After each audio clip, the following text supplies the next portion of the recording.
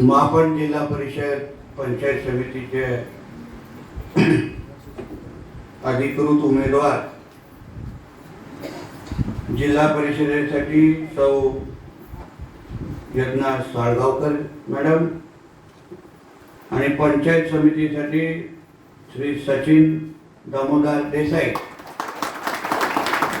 यांच्या प्रचाराच्या निमित्ताने मंचावर उपस्थित असलेले महाराष्ट्र राज्याचे माजी मंत्री, माजी पालकमंत्री, शिवसेनेचे ज्येष्ठ नेते आमदार सन्माननीय दीपक केसरकर साहेब,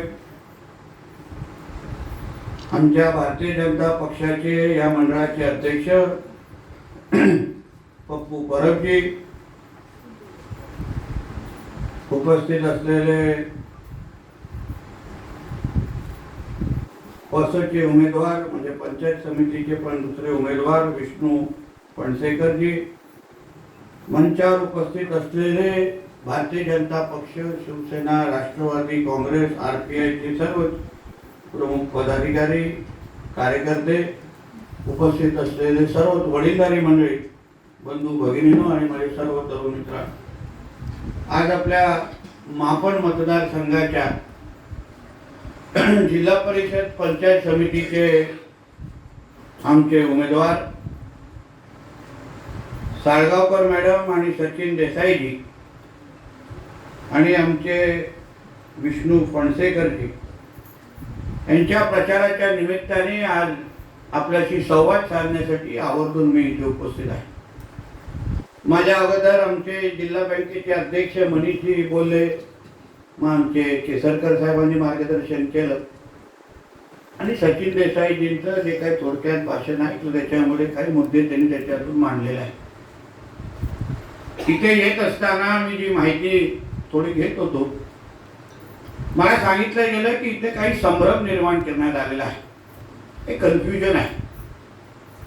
तर आश्चर्य असं वाटतं की ज्या निवडणुकीचं नेतृत्व सन्मान्य राणे साहेब करतात तिथे कन्फ्युजन साठी काही स्कोपच नसतो,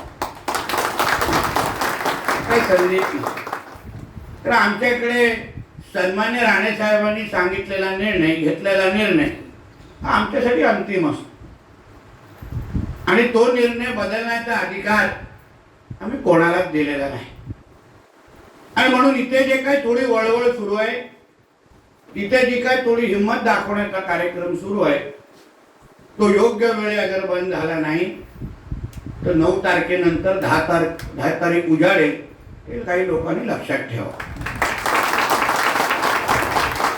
म्हणून राणे साहेबांचा शब्द मानणारा कोणी असेल, राणे साहेबांचा शब्द न मानणारा कोणी असेल, त्यांना कोणाला त्या जिल्ह्यामध्ये अशा पद्धतीची हिंमत आम्ही तरी करायला देणार नाही. महायुतीची बैठक आमच्या सगळ्यांच्या राणे साहेबांच्या नेतृत्वात झाली. तिथे आमचे केसरकर साहेब होते, सन्मान्य निलेशजी होते, मी स्वतः होतो, आम्ही सगळे होतो. आणि कोणी कुठली सीट लढावी हे तिथे स्पष्ट झालं. आणि मी होतो, पप्पू परब पण होते, आमचे मनीषजी होते. त्या मीटिंग मध्ये राणे साहेबांच्या समोर अतिशय स्पष्ट निर्णय झालाय की इकडे जिल्हा परिषदची सीट ही सौ यज्ञा साळगावकर मॅडमनी लढवावी आणि पंचायत समितीची सीट ही सचिन देसाईंनी लढवावी. हे राणे साहेबांना स्पष्ट झालेलं आहे, स्पष्ट झालेलं आहे. त्यानंतर केसरकर साहेब, मी आपल्याला हेही सांगतो, माझ्यासमोर स्वतः निलेश सावंत आहे, मी त्यांना बोलून घेतलेलं. आणि त्यानंतर जे काही 2 AB फॉर्म दिले गेले होते, मला कणकोलीच्या घरी भेटायला आले आणि मी त्यांना स्पष्ट सांगितलं की राणे साहेबांनी निर्णय घेतलेला आहे आणि अशी अशी परिस्थिती आहे. AB फॉर्म, आज ही सीट आपण शिवसेनेला महायुतीमध्ये सोडलेली आहे, म्हणून कुठल्याही पद्धतीची मस्ती ही होता कामा नये, ना खालच्या सीटवर ना वरच्या सीटवर. ती स्पष्ट भूमिका घेतलेली आहे. आणि म्हणून आमच्या इकडे राणे साहेबांच्या नेतृत्वात काम करणारे आम्ही सर्व, आमच्या इथे परत परत समजवण्याचे प्रकार होत नाही. आता तरी थोडी तरी चर्चा होते. पहिली तर पहिले तर डायरेक्ट मुंबईतून फॅक्स यायचा आणि उमेदवारी जाहीर व्हायचे. बरोबर ना पप्पू? ही फाजील लोकशाही आता सुरू झालेली आहे. चर्चा करणं, आपसात बोलणं, मनधरणी करणं ही आता नाटकं सुरू झालेली आहे. ही बंद झाली पाहिजे. साहेबांनी एकदा घेतलेला निर्णय हा आमच्यासाठी अंतम असल्यामुळे जो कोण साहेबांच्या निर्णयाच्या विरोधात जाईल त्याला योग्य पद्धतीची शासन होईल हे मी आवर्जून या व्यासपीठाच्या निमित्ताने सांगतो. आणि म्हणून अशा पद्धतीचे जे काय मेसेजेस पाठवले जात आहेत ना, निलेश सामंत ज्याची स्वतःच्या हिमतीवर लढायची तयारी नसते, त्यांनी वरिष्ठांना घेऊन सभा लढवावी लागते, तुमचे काम असेल तर घाबरता कशाला, या सभेत काही बेकायदेशीर बरळले तर वस्तुस्थिती सांगण्यासाठी माझी त्या ठिकाणी उद्या परवा सभा घेऊन उत्तर देईन. मला जरा सांगा, सभा होत असेल तर मी असं पहिल्या रांगेत घेऊन बसतो, पहिल्या रांगेत घेऊन बसतो आणि मग सांगो. बघा, आम्हाला प्रत्येक कार्यकर्त्याचं मान ठेवणं माझं काम आहे. निलेश सामंत काय आमच्यातून लांब गेलेला कार्यकर्ता नाही, पण शेवटी 50 जिल्हा परिषद आणि 100 पंचायत समित्या लढवत असताना जेव्हा मोठ्या साहेबांनी स्पष्ट महायुतीचे आदेश दिले, आम्हाला सगळ्यांना एकत्र बसून केसरकर साहेब असतील, मी स्वतः असेल, निलेश साहेब असतील, सगळ्यांना स्पष्ट सांगितलंय कोणी कुठे लढवावं आणि सगळं विचारपूर्वक अतिशय विचारपूर्वक हे सगळे निर्णय घेतले. कोणीही अशी वळवळ करू नये, अशा सुख्या धमक्या आम्हाला देऊ नये. तुम्ही ज्या शाळेचे विद्यार्थी आहेत ना त्याचा प्रिन्सिपल आमचे वडील आहे आणि म्हणून या सगळ्या बातमीमध्ये आम्हाला पाडू नका. महायुतीचं वातावरण अतिशय चांगलं आहे. एवढं चांगलं आहे की सिंधुदुर्गाच्या इतिहासामध्ये जिल्हा परिषदेमध्ये पहिल्यांदा एवढे लोक बिनविरोध निवडून गेलेले आहेत. पहिल्यांदा इतिहासामध्ये झालेलं आहे, पहिल्यांदा, कधीच झालेलं नव्हतं. समोरच्या आमच्या विरोधकांकडे स्वतःचे उमेदवार नाही, त्यांना उभं करण्याची ताकद नाही. लोकांना काय शब्द काय तोंडाने मतदान मागावं असे आमचे उमेदवार आमचे विरोधक विचार करत असताना ही सगळी नाटकं कशाला? आम्हाला ह्या निवडणुकीमध्ये 50 ते 50 मतदारसंघ आणि 100 ते 100 पंचायत समिती हे या महायुतीलाच निवडून द्यायचे. त्यानुसार आमच्या सगळ्यांचं काम सुरू आहे. आणि मग ही अशी वळवळ करून उगाच गालबोट लावण्याचं काम कोणीच करू नये, कोणीच करू. अशा पद्धतीच्या आज सभा घेण्याचा उद्दिष्ट मी अधिकृत उमेदवार नाही असं सांगताय त्यांनी माझे कमळ चिन्ह मतपत्रिकेतून हटवून दाखवावे. ज्या कोणतीही बेकायदेशीर घोषणा झाली तर उद्यापासून महापण पंचायत समितीमध्ये कमळचा प्रचार थांबायला लागेल. काय पप्पू अवघड आहे बाबा. असं पण येतात ते आपले दात आपले दोट आणि आमची बरोबर नसते.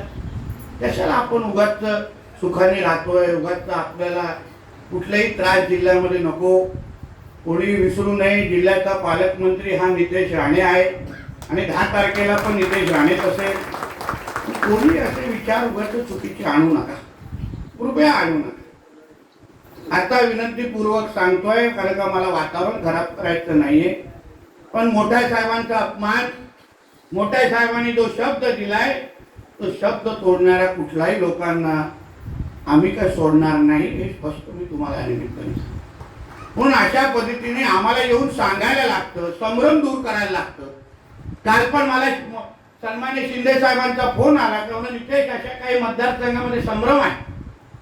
मला नाही आवडलं असं एवढ्या मोठ्या नेत्यांनी एवढ्या बाबतीमध्ये माझ्याशी बोलावं, मोठ्या साहेबांचा शब्द कुणी तोडावं हे मला नाही आवडत. आणि म्हणून मी मनीषजींना आणि अन्य लोकांना कळतो मी स्वतः येतो. जरा आता माझा मतदारसंघ सगळं स्वच्छ झालेला आहे, साफ झालाय. कुडाळ मालवणमध्ये प्रॉब्लेम नाही. आता 2-3 दिवस मी आता ह्याच मतदारसंघामध्ये तळ ठोकून असणार. बघू काय बघू काय. आम्हालाही बघायचं आहे कोण आमच्या नंतर त्या तिथे सभा घेतात. शेवटी मोठ्या साहेबांच्या ताकदीमुळे आज आमच्यासारख्या असंख्य कार्यकर्त्यांना ओळख या सिंधुदुर्गामध्ये मिळाली. हे कोणीच विसरू नये, कोणीच विसरू नये.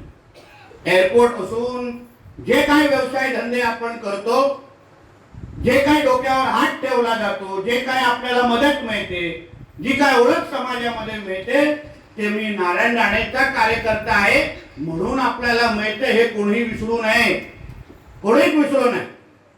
आणि म्हणून अशा पद्धतीचे सभा घेऊन आम्ही विकासावर बोललो पाहिजे.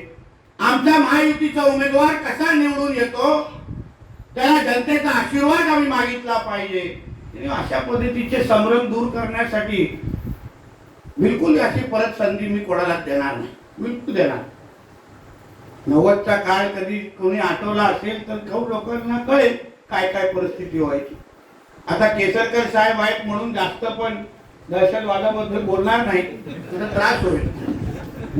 आणि नंतर केसरकर साहेब कान पकडले, अरे बाबा नितेश आता तू पालकमंत्री झालाय, आता तरी कंट्रोल कर, म्हणून त्या विषयामध्ये जाणारच नाही. पण काही गोष्टी सहन होत नाही. आणि साहेबांच्या शब्द पाडणाऱ्या लोकांना बापूजी आपण कुठल्याही पद्धतीने सोडायचं नाही. आम्ही मान बोलून सांगितलं. मी ह्याच्यामध्ये आमच्या ज्या महापणचे आपले नाथा आहेत ना, नाथा आलेत ते बिचाऱ्यांना मी बोलवलं, मी विनंती केली की साहेबांनी अशी अशी सीट तिथे जाहीर केली आहे, तुम्ही माझ्यासाठी शब्द मारत सीट तिकीट मागे घ्या. माझ्या एका शब्दावर त्यांनी तिकीट मागे घेतले आणि आज आमच्यासाठी काम करतायत. ह्याला म्हणतात भारतीय जनता पक्षाने राणे साहेबांचा सच्चा कार्यक्रम, सच्चा कार्य. आणि म्हणून वरती जिल्हा परिषदेमध्ये आमच्या साळगावकर ताईंच्या विरोधात कोणी उभा असेल, कोणीही फिरत असेल राणे साहेबांचं नाव घेऊन, कुठलाही भारतीय जनता पक्षाचा कार्यकर्ता असेल, कोणी उगाच आपल्या अधिकृत महायुतीचा उमेदवार सोडून कोणीही कोणाबरोबर फिरत असेल तर मी अवेळी येऊन उभा राहणार आहे. तिकडे प्रचार करत असताना मी तिथे समोर येऊन उभा राहील आणि विचारेन तुम्ही राणे साहेबांचा शब्द का तोडताय. 5 तारीख आजपर्यंत प्रचार आहे. जी सीट राणे साहेबांच्या नेतृत्वात महायुतीमध्ये नक्की झाली आहे त्या सीटच्या विरोधात कोणीही प्रचार करत असेल तर त्याचा सामना आणि नितेश राणे बरोबर आहे हे लक्षात ठेवून तुम्ही प्रचाराला उतरा. शेवटी निधीसाठी माझ्याकडे द्यायला लागेल. कुठे जाणार? अमेरिकेला, गोव्याला, बेळगावला? पालकमंत्री मीच आहे. आणि मी काय आमच्या केसरकर साहेबांसारखा दिलदार नाही, दिलदार नाही. आपल्याकडे ठरलेलं आहे, समोर कमळ आणि धनुष्यबाण दिसला तरच मी निधी देतो, नाहीतर गेला कोणाला उभा करत नाही. आपलं नियमच आहे. आपण काय उगाच दान धर्म करत नाही. माझ्या पक्षाला, माझ्या महायुतीला बळकट करण्यासाठी माझं पालकमंत्री पद मी माझ्या कार्यकर्त्यांच्या मागे ताकदीने उभं करतो. त्याच्यातला पैकी मी कार्यकर्ता आहे, त्याच्यातला पैकी कार्यकर्ता. म्हणून जे काही आमचे अधिकृत उमेदवार आहेत जिल्हा परिषद आणि पंचायत समितीचे, कमळ आणि धनुष्यबाणचे, मी सगळ्या मतदार बंधू वगैरेंना सांगेन तुम्ही त्यांना आशीर्वाद द्या. तुम्ही ज्या ज्या अपेक्षा त्यांच्याकडून व्यक्त कराल, ज्या ज्या कामाची तुम्ही मागणी कराल ते प्रत्येक काम मी आणि केसरकर साहेब नक्की पूर्ण करू. हा शब्द तुम्हाला ह्या व्यासपीठाच्या निमित्ताने देऊन जाणार, हा शब्द देऊन जाणार. शेवटी ठरवणारे आम्ही दोघंच आहोत. आमच्याकडे केसरकर साहेबांची यादी येते, आमच्या भारतीय जनता पक्षाची यादी येते, त्याच्यावर आम्ही यादी बघतो आणि टिक मार्क मारतो किंवा फुली मारतो, संपला विषय. का म्हणून बोलतो आता 10 तारखेच्या नंतर कारभार मान आमचाच आहे. कुठे जाणार मग? जे काय फिराल, ज्या काय अशा धमक्याचे उगाच सुक्या धमक्याचे व्हॉट्सअप पाठवाल ते 9 तारखेपर्यंत. मग 10 तारखेला माझा व्हॉट्सअप कॉल येईल. मग काय करणार? कुठे जाणार? हे असे मेसेजेस आम्ही पाठवू शकत नाही. म्हणून विकासाची जबाबदारी आपल्या सगळ्यांना सांगेल ही माझी आहे. तुम्ही चिंता करू नका. तुम्हाला जेवढी निधी हवी असेल, आमचे जे अधिकृत उमेदवार आहेत, साळगावकर मॅडम आहेत, खालती आमचे सचिन देसाई आहेत, मग नंतर आमचे विष्णू फणसेकर आहेत, तुम्ही त्यांना एकदा आशीर्वाद द्या. त्यांच्या तोंडातून आलेला प्रत्येक शब्द पूर्ण करण्याची जबाबदारी जिल्ह्याचा पालकमंत्री म्हणून माझी आहे. हा विश्वास तुम्हाला मी या जिल्ह्यामध्ये, या भागामध्ये असंख्य काम करण्यासारखं आहे. ते दोन्ही खाती पण माझ्याकडे आहे.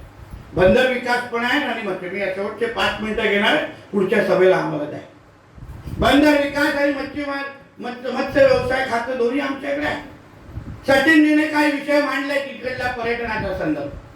आमच्या केसरकर साहेबांनी सिंधू रत्न अंतर्गत असंख्य अशा पद्धतीच्या पर्यटनाला चालना देणाऱ्या बोटी दिलेल्या आहेत. आम्ही पण मत्स्य व्यवसायाच्या माध्यमातून सचिनजी, बंदर विकास असो मत्स्य व्यवसाय असो, तुम्ही एकदा काय तिथे निवडून गेलात, साळगावकर मॅडम तुमचं आणि विष्णूजींचं एक फक्त पत्र द्या, पाहिजे ती मागणी पूर्ण करण्याची तयारी त्या खात्याचा मंत्री म्हणून आहे.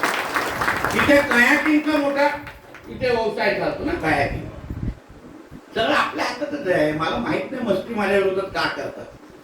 त्या आमच्या सगळ्या चाव्या आमच्याकडे आहेत, खाती आमची, पालकमंत्री आम्ही, सगळे इकडचे आम्हीच सगळेजण बॉस असल्यामुळे बॉस इज ऑलवेज राईट हे समजून काम करावे बाबा.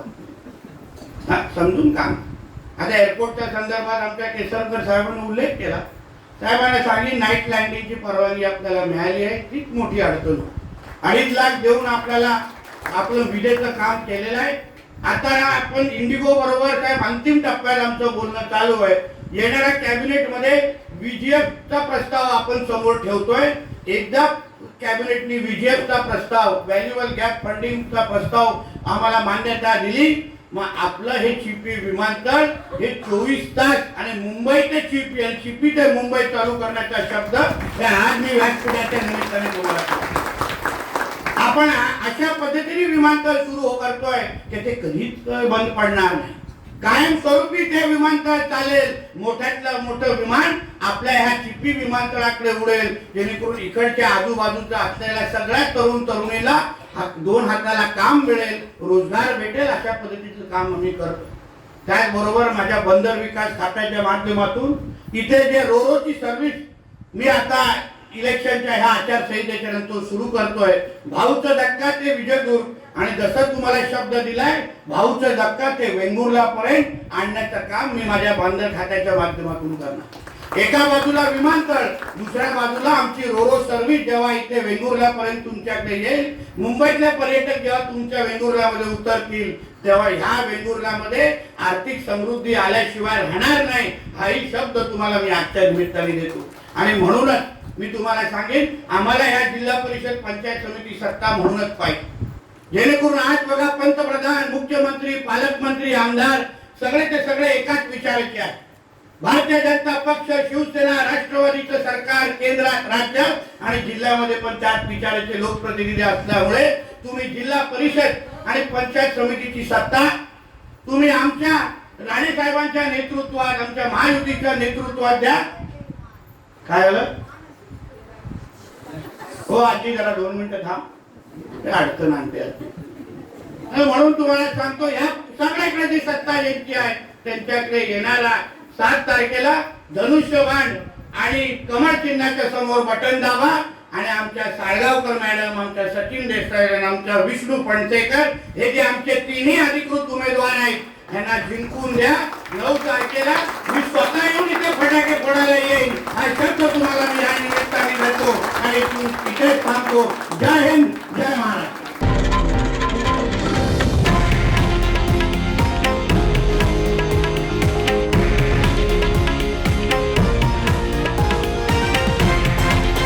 हे आहे देशातील नंबर 1 न्यूज नेटवर्क आणि आपण पाहत आहात TV9 मराठी, एकमेव.